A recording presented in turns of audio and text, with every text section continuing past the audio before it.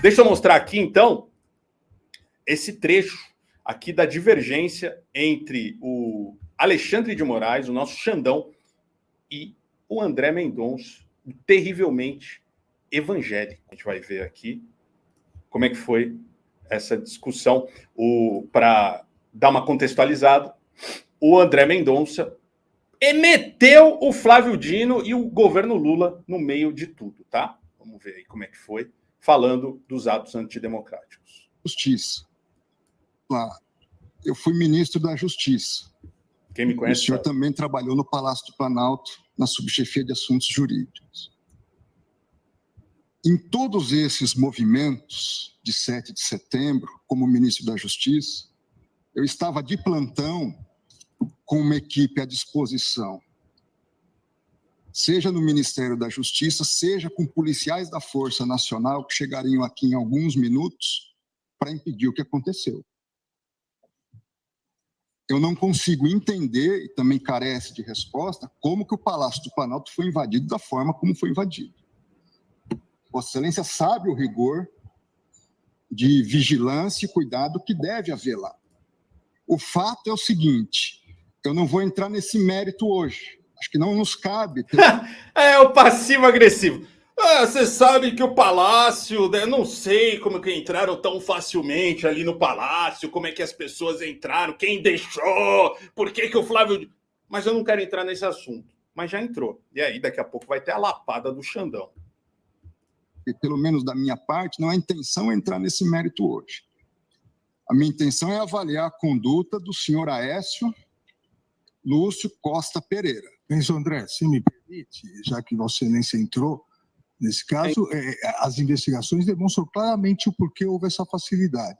5 coronéis comandantes da PM estão presos, exatamente porque desde o final das eleições se comunicavam por zap, dizendo exatamente que iriam preparar uma forma de, havendo manifestação, a Polícia Militar não reagir. Então, claramente, a Polícia Militar, eu também fui ministro da Justiça e sabemos.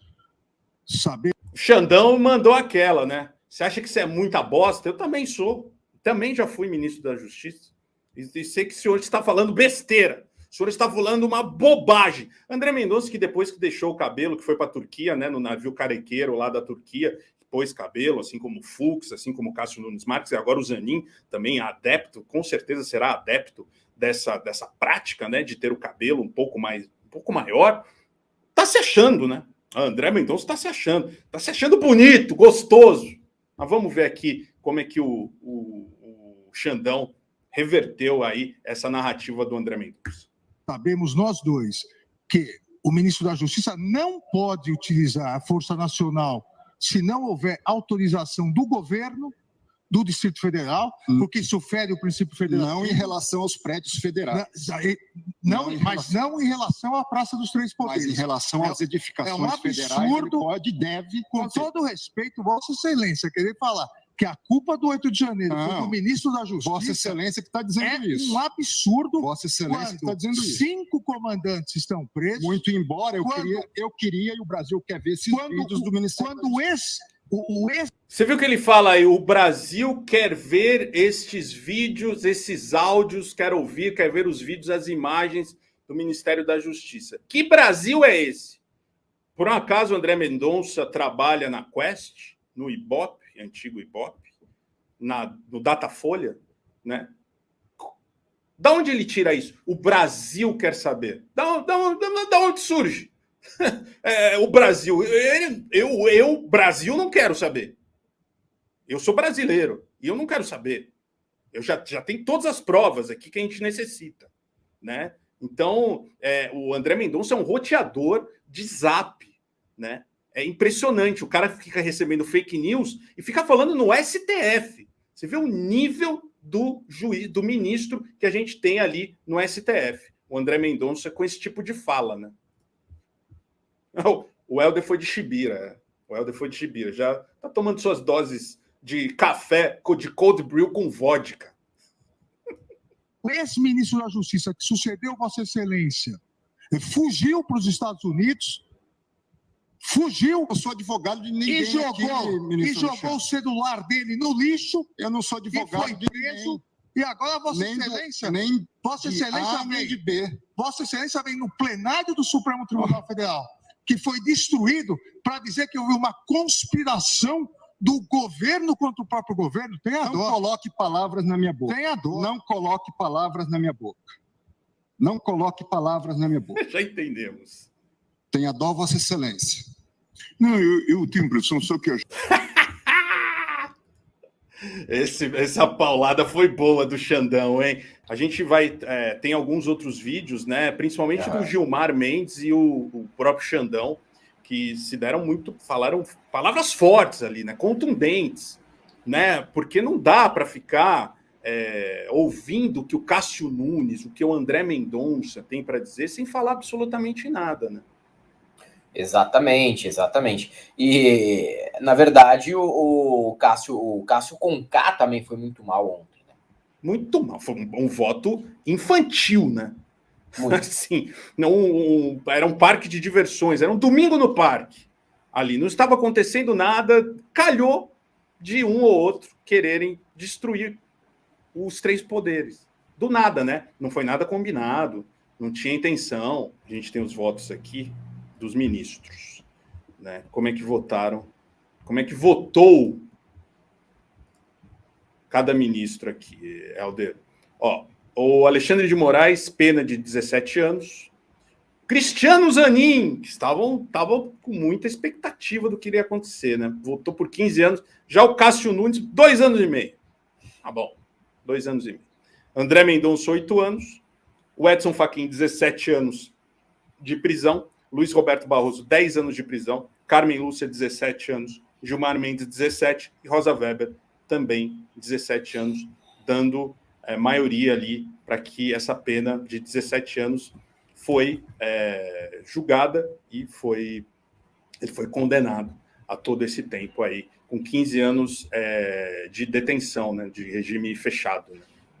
Exatamente. Esses ministros votaram com o relator Alexandre de Moraes e o Cássio Nunes, olha só, o Cássio Nunes, ele fez uma argumentação ontem, Beze, que no mínimo infantiliza, tá, o patriotário. Por quê? Porque ele segue uma linha que é a seguinte, veja bem, as pessoas que estavam ali, elas não tinham condições de dar um golpe, eram panacas, eram pessoas desqualificadas. Então, como elas não tinham o exército ao lado delas, e aí isso também é discutível, já mostramos aqui que é discutível, o exército está ou não apoiando o que aconteceu no 8 de janeiro, mas aí você leva em consideração um crime que ocorre com você, por exemplo. Vamos supor, chegam aí na tua casa, invadem teu apartamento, roubam tudo, roubam seus LPs, roubam seus tênis, roubam os seus cremes para cabelo, suas pomadas para cabelo, Marco Bezzi. E aí você vai lá, faz a denúncia e chega o juiz e fala, tudo bem, Marco Bezzi, tomou uma facada, roubaram os seus LPs, o LP do Alice in Chains. Mas veja bem, quem fez isso daí era uma pessoa meio panaca, é um doidinho de bairro, entendeu? Aí você acha que o cara teria capacidade de chegar a te matar de fato e levar todos os eletrodomésticos da tua casa? Não, né? Foi um roubo de boas, não é o Stephen Hawking, não é um gênio do crime. Então deixa por isso mesmo, Marco Bezzi. Vamos deixar ele aí uma semaninha só, tranquilo. Não, mas, Vossa Excelência, eu levei a facada, ele atentou contra a minha vida. Deixa pra lá, né? Deixa pra lá, porque ele não tinha acontecido, não, um palhaço, um panaca. Tudo bem, pelo menos o Cássio Nunes Marques reconheceu que eram desqualificados, pessoas com severas dificuldades de viver em sociedade. Mas não dá, né, cara? Não importa. Usar o tiozinho, a pessoa que não tem muita noção do que está fazendo, como massa de manobra no movimento como esse é tradicional. É muito comum. A gente joga os velhos na frente e aí se morrer, morreu. Se não morrer, a gente fala que eram só velhinhos, que eles não representavam nenhum tipo de risco para a sociedade naquele momento. Pô, mas tá aí, né, cara? Acho que foi o próprio... Não sei se foi o Xandão que disse, não sei qual foi o ministro que falou. Pô, mas olha só, vocês estão falando que não ocorreu nada, mas essa cadeira que você está sentado hoje... Gilmar, essa cadeira que você está sentado hoje, ela só está aí, tá? Só está aí porque nós lutamos contra, e dependendo desses caras aí, ela não estaria mais aí, nem nós estaríamos aqui, provavelmente. Então, sim, houve uma violência, claro que houve, não é porque as pessoas eram desqualificadas, eram velhinhos, eram trabalhadores, pais de família, que a pena tem que ser relativamente branda. Eu acho que a gente pode sim ir atrás agora dos mandantes. Essa é a raia miúda. A raia miúda tá pegando cana. Beleza, eu não vou ficar aqui preocupado com o futuro de arraia miúda também, não. Foi lá porque quis. Mas quem mandou e quem financiou? Eu sei que já está tendo um movimento para descobrir juízes que fizeram PIX para o golpe. O CNJ vai investigar. Tem investigação também ainda meio superficial que envolve as Forças Armadas. Mas é preciso ver os mandantes. A galera realmente poderosa que está por trás. Mandar um fudido como esse Aécio lá de Diadema, funcionário da Sabesp, para a cadeia, com um advogado mais doido que ele, é fácil, cara. É simples, tá? Muito simples. Não que não devesse. Por mim, tô nem aí. Mas agora a gente precisa ir, sim, atrás de quem mandou, atrás de juízes, atrás de generais do Exército e outras pessoas, né, empresários que financiaram isso aí. Que é fácil, né? O Aécio é fácil, cara. Porque ele é advogado. Vamos ver um pouquinho do Aécio. O cara nem defendeu o cliente. O cara só foi para lacrar. Foi ridículo. Foi ridículo, e é um advogado que já tinha pedido a prisão de Xandão, né? Num dos atos antidemocráticos, né? Vamos ver aqui, relembrar o Aécio nesse dia tão emblemático para a nossa nação. Supremo é o povo! Supremo é o povo! Supremo é o povo! Caramba! Os caras cagam tanto no Brasil que eu acho que eu vou cagar lá dentro do Senado. Tô nem aí, não. Não, gente, é nóis. Tem um espelho d'água lá, vou nadar lá. Aquilo lá é meu, vou nadar lá. Supremo é o povo! Parece que se fudeu. É só responder o Edson Cardoso. Eu não tô falando deles, não, mano. Eu tô falando desse povo aí. Eu fiquei pensando desde ontem, como é que pode, né? Isso me indigna muito. Um cidadão com 51 anos, trabalhando numa empresa legal, como a Sabesp, perto de se aposentar, entra numa dessas. Tem um fotógrafo também, que vai ser julgado em breve aí, que é considerado um bom fotógrafo lá no Ceará. Uma pessoa que é um profissional respeitado na região onde trabalha. Aí o cara entra nessa, sabe? Por conta do quê? Por causa do Bolsonaro, velho. O que ele ganhou defendendo o mito? Nada. Vai ganhar é cana de 15 anos, 17 anos. Enquanto o mito tá lá contando os milhões que recebeu no Pix. Os milhões que ganhou até hoje com salário do Exército, um salário de político. E os caras tiveram, sim, uma lavagem cerebral completa feita por essa gente que acabou colocando eles na linha de frente. Eles foram lá, se deram mal e agora estão respondendo por todos aqueles que articularam por trás deles.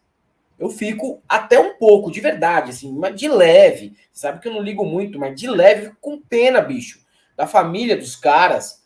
Eu ouvi que a família desse Aécio está vivendo desde janeiro de doações, porque ele foi exonerado 3 dias depois da invasão ao prédio dos Três Poderes. Imagina só a situação de quem vai ter que viver nos próximos anos, sei lá como, porque o cara foi para Brasília puxar o saco do mito, que agora não está nem aí para ele. Vamos ver a fala, quando ele fala da cadeira, Helder, que você citou aqui, e a gente tem aqui o Gilmar Mendes falando da cadeira e do passeio do parque, que o Cássio Nunes Marques citou. Ainda ontem vi essa consideração sobre o passeio no parque. Jamais houve passeio no parque.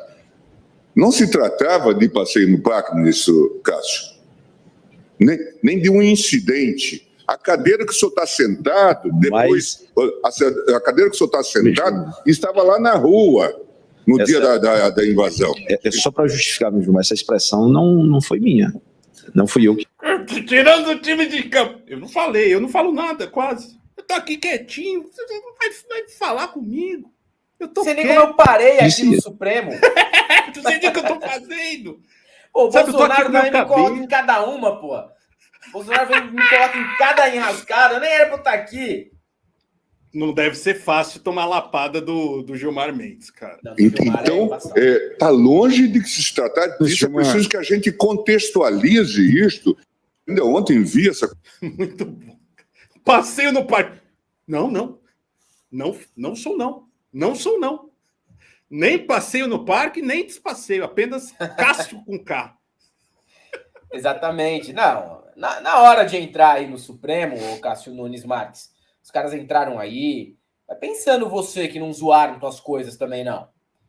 Tá? Pegaram tua toga, passaram no rabo. Entendeu? Mijaram na tua cadeira. Depois que bagunçou, ninguém sabe o que era de quem. É verdade. Pegaram a caneca do Corinthians do Xandão, desceram a bicuda pra fora. Passaram a piroca aí no copo de vocês. E você passando pano pros patriotários. Não, mas o patriotário, ele não tem culpa, ele é só um pobre coitado que entrou aqui. Ah, foi manipulado? Foi sim. Mas, pô, mano, os caras de 50 anos, não vamos desumanizar também, sabe? Não vamos desumanizar pessoa que eventualmente é mais idosa, que é pobre, não dá para desumanizar. A partir do momento que a gente desumaniza a pessoa por conta de idade, por conta de classe social, a gente está fazendo errado. Tem que se responsabilizar também. Mas eu quero o nome dos mandantes, entendeu? Eu quero que o CNJ vá mesmo em cima dos juízes que deram pix para esses golpistas. Que esse sim, velho. Esse sim, eu quero ver se vão ter coragem de bancar uma prisãozinha. Precisa-se de GLO. GLO era exatamente a senha para a insegurança. É isso que a gente precisa entender. Esse grupo estava conectado no comando. Veja, é claro que temos que isolar, que temos que julgar os casos que estão postos. Mas havia uma questão que estava toda ela associada. Eu até, na conversa com ele, fiz um pouco de abordagem jocosa e disse, poxa, a Galocura, a torcida do Galo, conseguiu abrir pistas porque eles estavam sendo impedidos de ir ao jogo, ministra Carmen. Mas a nossa Polícia Rodoviária Federal não conseguia. Precisava das Forças Armadas. Esse caso é tão... Precisa-se de GLO. É muito interessante isso, né? Falar o Exército, a Polícia Rodoviária não conseguia fazer porra nenhuma, mas a Gaviões e a Galocura conseguiram, né? Sim. Abrir as estradas. Né? Não, exatamente. Aí eu fui lá no perfil da Galocura no Twitter e, ao mesmo tempo que tem gente parabenizando, óbvio, aparece uns fãs reaças de futebol. Que tentativa de golpe, Galocura? Que golpe? Não teve golpe nenhum. Era o povo, o Supremo é o povo. Aquele papinho, né, de reaça na internet. E a Galocura só ignorando, porque os caras fizeram o que fizeram. Torcida organizada, com todos os problemas que tem, mas os caras, pelo menos, estavam felizes que foram citados e talvez quem administre o Twitter da Galocura tenha concordado aí com o julgamento do Supremo.